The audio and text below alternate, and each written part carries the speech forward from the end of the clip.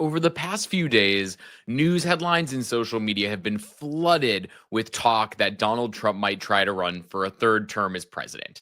And look, I know that terrifies a lot of people. So people are sort of understandably up in arms and freaking out a little bit about it because the way the discussion has gone is that, there are many powerful people in positions of authority who genuinely want to push the limit and see what they can do to get Donald Trump a third term. Now, what happened that kind of kicked off this latest wave of speculation was a conversation that Steve Bannon did with The Economist last week. And this is what he had to say that got people so riled up. Let's take a look at it. Well, he's going to get a third term. So Trump 28, Trump is going to be president in 28, and people just ought to get accommodated with that. So what about the 22nd Amendment? There's many different alternatives. At the appropriate time, we'll lay out what the plan is, but there's a plan, and President Trump will be the president in 28. We had longer odds in 16 and longer odds in 24 than we got in 28. And President Trump will be the president of the United States, and the country needs him to be president of the United States. We have to finish what we started. And the way we finish it through Trump is a vehicle. I know this will drive you guys crazy, but he's a vehicle of divine providence. He's an instrument. He's very imperfect. He's not churchy, not particularly religious, but he's an instrument of divine will. And you can tell this of how he's pulled this off. We need him for at least one more term.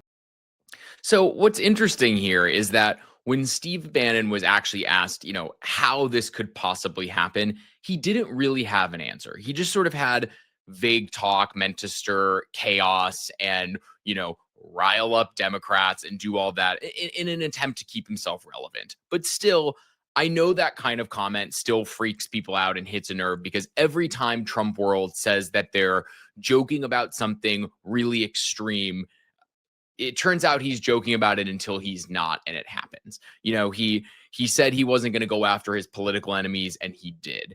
And he said he wasn't going to enrich himself with the presidency, and he did.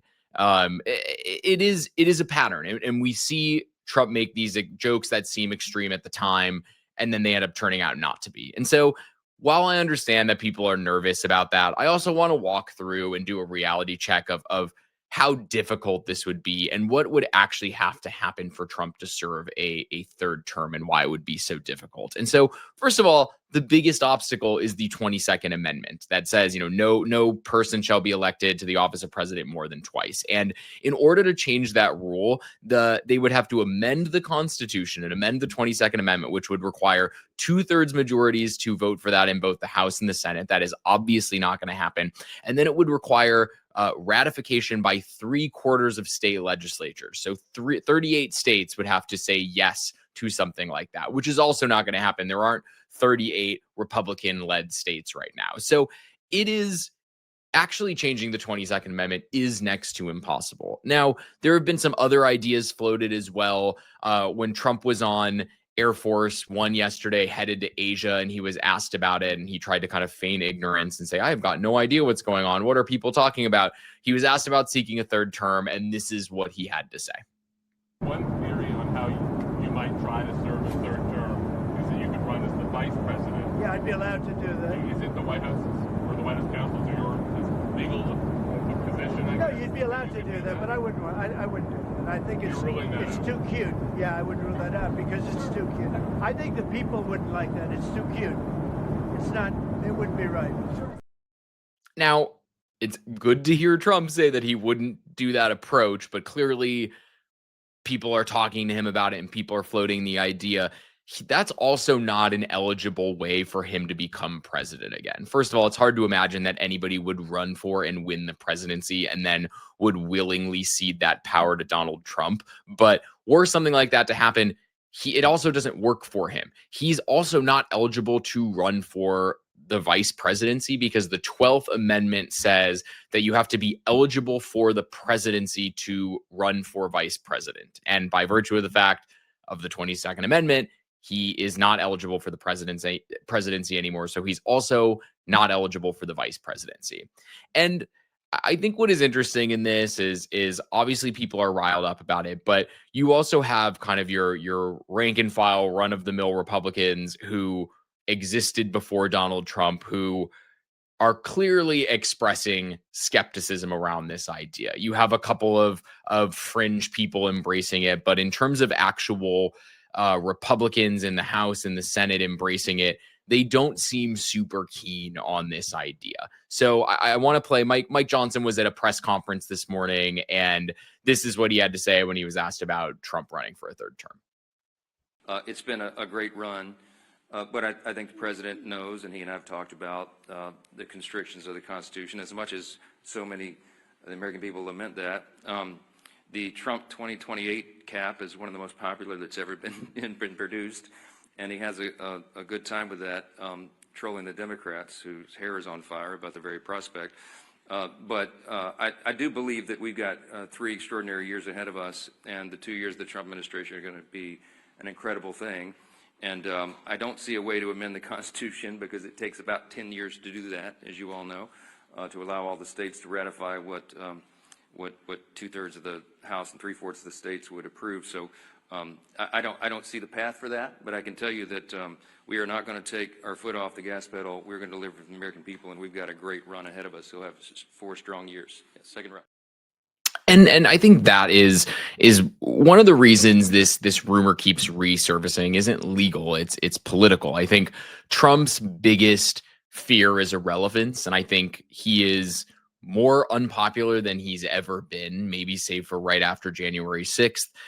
He's more unpopular now than he was at this point in his first term. He's more unpopular basically right now than he ever was in his first term, save for January 6th. And I think he's worried about losing his relevancy if the House goes to the Democrats after midterms next year. It will sort of kick off the start of him being a lame duck. He can still legislate, try to legislate through executive authority, but it's sort of the beginning of the end for him after midterms next year if Democrats win back the House. And so I think they're trying to drum this up to get a rise out of people and get people to think it's possible so they can keep thinking of him as a legitimate president even past midterms next year. And at the end of the day, though, I mean, he has an approval rating in the high 30s, and on the economy, he's 20 points underwater with his approval rating there. And so I think the idea that he's some immensely popular guy that's going to run again because people love him so much is a little far-fetched. And I think Alyssa Farah, who used to be the communications director for Donald Trump and is now a host on The View, I think she did put it into good perspective yesterday. So let's take a look at that. I do want people to pause and take a deep breath that if he found a remedy to run again in 2028, that does not mean he is president.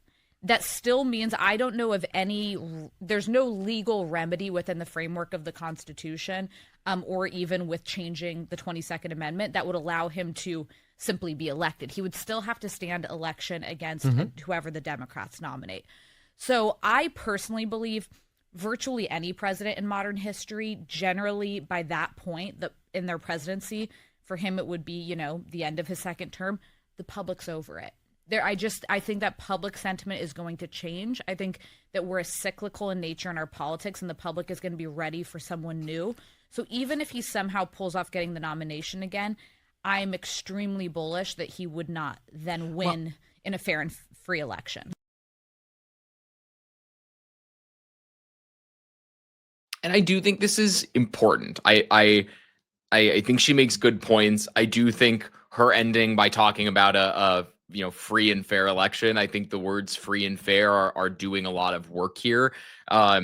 Because we've heard Donald Trump, even as recently as last week, talk about the fact that he wants to get rid of early voting and get rid of mail-in voting, even though we can't do that because the states control, their own elections. But I think the point behind so much of this is what we've seen Trump and MAGA lawmakers do, which is they are constantly trying to undermine future elections. And I think that is kind of what is at play here is maybe the point isn't that this could happen, but it's the fact that the threat works even when we think it's impossible. And I think that is why this story matters, is because it's maybe not because Trump can appoint himself president for life or do any of that, but I think he's teaching millions of Americans that someday that might be possible for someone because we have seen for so long, especially, not only in the campaign in the past several years, but also the past 10 months, that these people in Trump world and MAGA world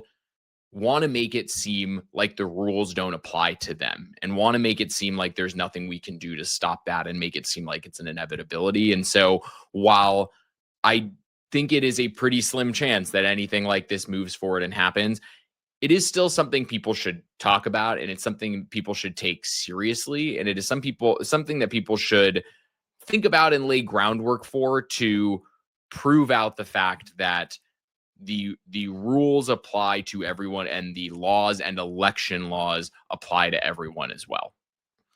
That's it for me today. If you liked what you saw, throw a like on this video, follow the Dem Wins Media YouTube channel, follow me at buildingthebench.substack.com, and we will keep bringing you the news as you need to see it. Thanks for watching.